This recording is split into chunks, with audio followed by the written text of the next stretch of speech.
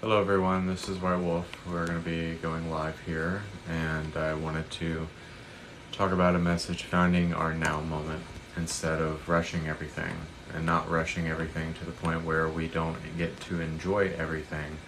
And sometimes enjoyment isn't what we think it is. Sometimes it is learning, it is progressing, it is clearing, it is healing. Sometimes enjoyment isn't always just being happy, but it's kind of just progressing, and it's growing, and it's maturing, and it's finding our now present moment and being present with everything, and not dwelling within the future or what might happen or will happen and what has already transpired. It allows us to dissolve the future in the past as a whole. So we can find our now moment. We can find where we are right now and work from there and work from that vantage point so that we can create space, so that we can create differently.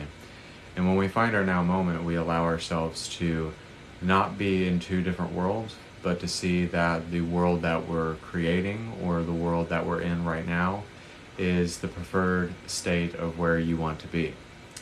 It allows you to become what you want to become in this moment, but it also allows you to be fulfilled in some sort of way. It allows you to seek, it allows you to learn, it allows you to guide yourself, but also allows you to find the now moment. If you're here in the now, then you don't have to wait for anything. There is no patience. There is no thinking about it or assuming about it or wanting to explain it, because it can't be explained really. So when we find our now moment, we allow ourselves to be here, to be present, to be alive, but also to be now. When we allow ourselves to be present, then we're not dwelling within two worlds, and we're not dwelling within two ways of creating, and we're not dwelling in what we think we are, but we're just allowing ourselves to become who we want to be. And it's not always enjoyment, it's not always happiness, it's not always bliss. And bliss sometimes can be very manipulative, because bliss isn't always the case when you're on the journey. Sometimes it can come through messiness, it can come through anger, it can come through lies and deceit, and come through healthy reflection. So sometimes we get this misconception that the now moment purifies us. And yes, it does in a sense, but it holds us accountable. It holds us to a standard. It allows us to be who we need to be and to be ready for who we're supposed to be. So it's not always about lying to yourself or telling yourself that you're okay or telling yourself that you're fine when you're not fine. So it's a healthy sense of reflection, because it allows you to reflect that you're here, to reflect that you're forever, and to reflect that this human body or this human existence only matters when you live a life that's actually according to your resonance. Because we think it matters, it really doesn't. We don't matter, our bodies don't matter, our names, our identities, our limiting beliefs, we feel like they matter, but they really don't matter. It only matters if we give it so much power and so much credence and so much validity. But we don't really allow ourselves to see the truth until we fall upon the sword. And then we don't really feel the anointing until we come into grace. And when we come into grace, then we allow ourselves to be regulated by truth. And as you're going along the journey, it's not always just smooth. It's not always how you want it to be. It's not always how you think it should be. And it's realizing that God is not a thing. God doesn't bail you out. And God doesn't show you. God doesn't show you anything, because God wants you to become that which you want to become. So it's kind of understanding that we can't wait on God. We can't just think that God's going to fix all of our problems, because the illusion to see through is that we are it. We are the illusion, and that's the most painful illusion to see through. It's the most painful thing to go through, because you have to see through everything. You have to see through your deceit, your lies, your bullshit. And if we can't see through that, then we have a problem. There are not really problems in this planet.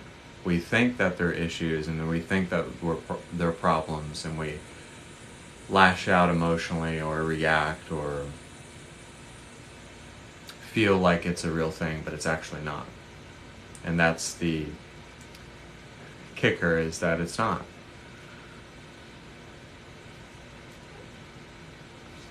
So it's kind of like we all have to move on, and we all have to face the music at the end of the day. And if we're unwilling to do that, then we really haven't passed the test, and we haven't really received the nothingness or understood the nothingness.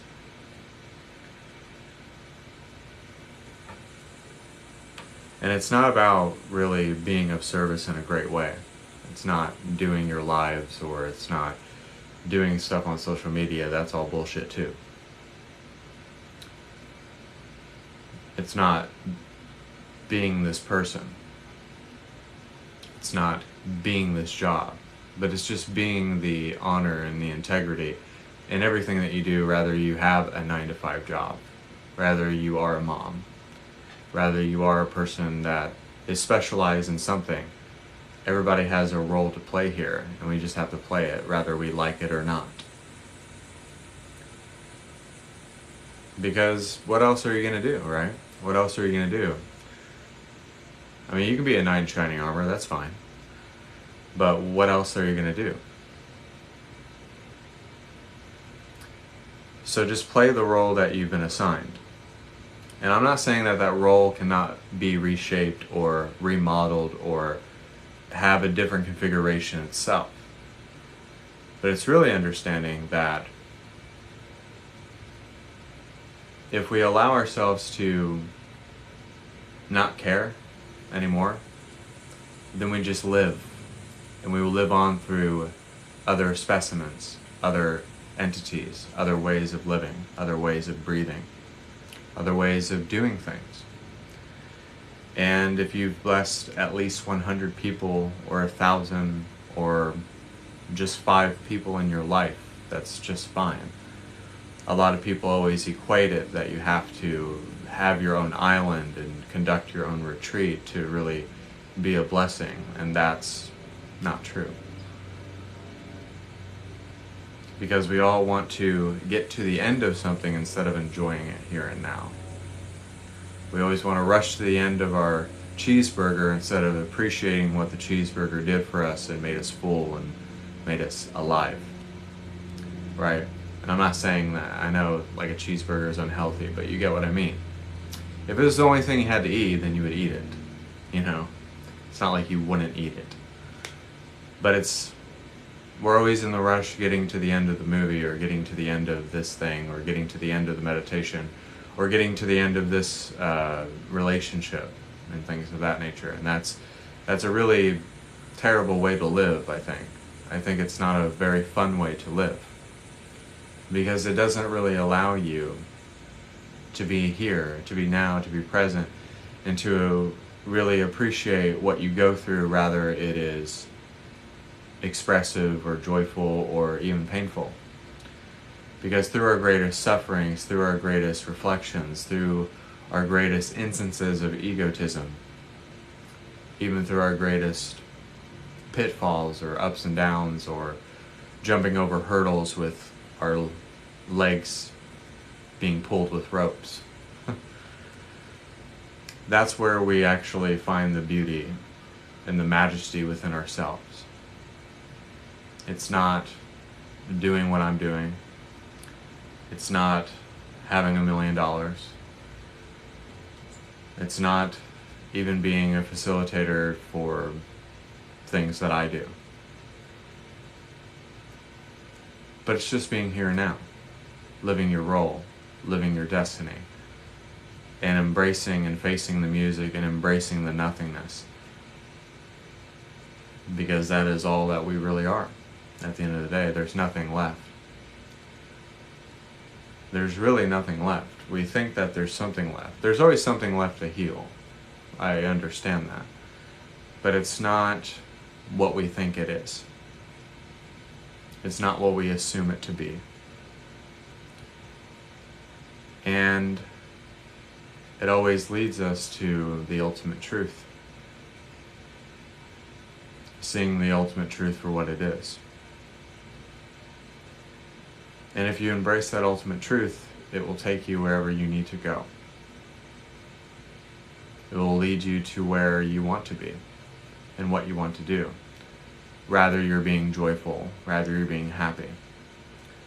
Rather you are going through challenges or circumstances or experiences that seem like it's very not good. But in the times where it's not good, that actually means that you're doing very good. That actually means the complete opposite. It means that you're actually doing something right, because if you were just following through on everything and everything was just going your way and there wasn't integration, and there wasn't integration of light and dark and feminine and inner child and masculinity, then we would totally go left field and we would abuse power. But power is not something that we claim to be. It's just something that we are. It's something that we project. It's something that we allow. It's something that we proclaim, and that we just naturally are that power. And we don't have to be this and we don't have to be that, but it's just resting into the awareness and seeing where the awareness can take us. And knowing that the awareness will always penetrate and find the needle in the haystack that was always missing. And to reverse the timelines and the experiences of the past and the past traumas and what we experience here and now. Because if we're unwilling to face it, truthfully, if we're unwilling to face what we cannot accept, then we're just going to continue to perpetuate the way that human beings live and breathe, and then we'll never transcend the human condition. But we have to be real about this, because if we're not real, then we don't have accountability, and we don't have anything to relay and anything to give and anything to really impart to another person. And then we're just continuing a cycle instead of really coming full circle. Going in a cycle or a pattern or a certain way of living is much different than coming full circle. Because coming full circle, everything that was stripped away from us will always come back to find us, to teach us, to guide us, to relate to us. But doing a pattern and a cycle is the revolving door. It's a little bit different. Maybe a lot different for a lot of you, but it's different for all of us. So it's kind of like, we don't want to cycle. We want to keep doing the same thing over and over and over and over, because that's insanity. And that means that we're going in a complete cycle of insanity, and we keep doing the same thing expecting a different result. And that doesn't always yield the best foundation that is supposed to be laid before us. But falling on our sword and allowing our hearts to be on a silver platter, and then just allow for the reception to be there, to be present, to be alive and aware, that's where the real magic happens. And sometimes it's kind of like, if you feel good in the morning, then just feel good in the morning. Doesn't mean that you have to meditate to find God. It just means that in the morning you were just kind of alive, you were just kind of aware, and you just did what you needed to do. But obviously, most of the time we all meditate in the morning because it makes us feel better, and there's a reason for it. But we don't have to feel like we have to base meditation on something, or a state of being on something, or our journey on something that is not true, because we wouldn't be on the journey if it wasn't true. Just think about that for a moment. We don't have to think about the journey not being true, because it is true, because we're on the journey itself. And it's about where the journey takes you and purifying where you're coming from instead of where you're going. And it's just realizing that we don't have to continue. Meaning that we don't have to continue putting this out there. You can project differently. You can promote differently. You can talk differently, walk differently. And it's understanding that if you just make the choice to do something much differently here and now, then that changes everything. It activates everything. It changes the narrative, the theme, and the story. But it changes the prophecy. Because we can all have a distorted prophecy, or we can have a prophecy that's to our own liking. Because there's always a maturation of the soul, and there's a saturation of the soul. And then there's the transfiguration of the soul, where there is nothing but the relaying of source, the projection of source, the forever now moment. Meaning that there is no past or future. There is no time. There is no physicality, really. We just assume that it is, and we've never really had an experience that we've never experienced. But what scares us when we stop for a second, and I've said it on my last live, but I'll use it again.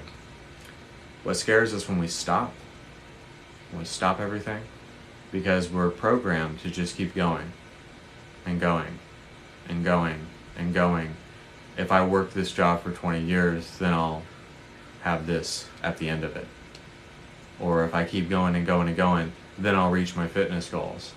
If I keep going and going and going to the point where I exhaust myself, then I'll be vindicated and healed. Doesn't sound like a good way to live to me. Doesn't sound like it's fun. But that's how most of us live. We live most of the time on autopilot, and we just keep going and going and going and going and going to the point where we either have to have a breakdown that turns into a breakthrough, or we have to have that chemical reaction within ourselves, which can turn into a breakdown, which can turn into a nervous breakdown, which can turn into something else. Greater transformation, greater wisdom, greater balance within yourself.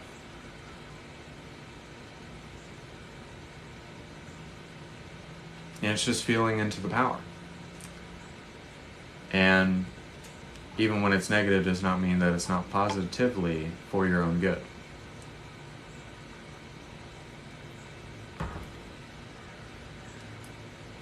It's kind of like when we think something goes negative, when we think something goes wrong, when we think that it just goes all awry, we think that we've done something bad. And it doesn't mean that at all, because there is no good or bad. There is no right or wrong. There's only truth. There's only the bitch slap of spirit. And it's not fun, but it's forgiving, and it's firm, and it's fair. And it always leads us to where we need to be and where we need to go.